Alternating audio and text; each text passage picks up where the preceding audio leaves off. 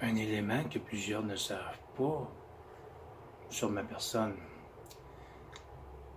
J'ai découvert, fin des années 90, le chamanisme.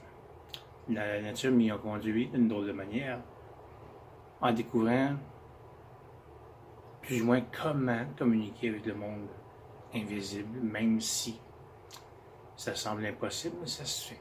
Peu importe le scepticisme ou non. Ça a fonctionné pour moi parce que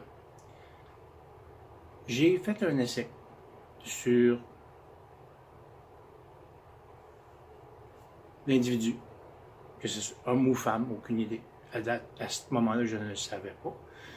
Et une amie m'accompagnait dans ce temps-là. On était très proches. Et j'ai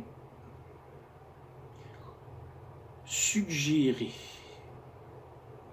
donné des instructions à ce qu'on appelle l'invisible, de faire en sorte qu'un élément précis qui donne du mal à un individu ou plusieurs, de manière subtile,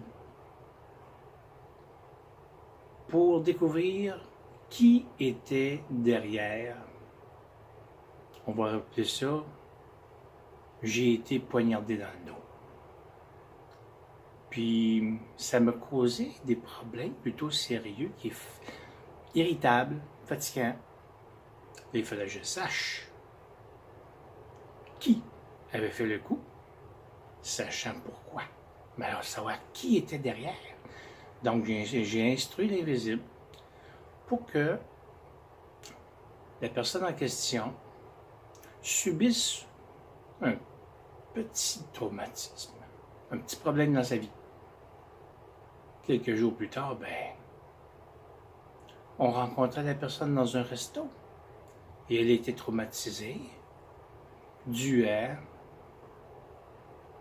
sa carte débit au guichet automatique et elle était sous le choc. Rien de dangereux, rien de dangereux, mais ça a permis de savoir quelques jours plus tard ce qu'il en était et c'est là que j'ai commencé à « wow ». OK? J'avais déjà vu dans un documentaire télévisé comment retrouver, par exemple, un assassin qui a d'abord fait du mal à sa victime. Un rapiste, donc un violeur. Sur ce, amusons-nous bien.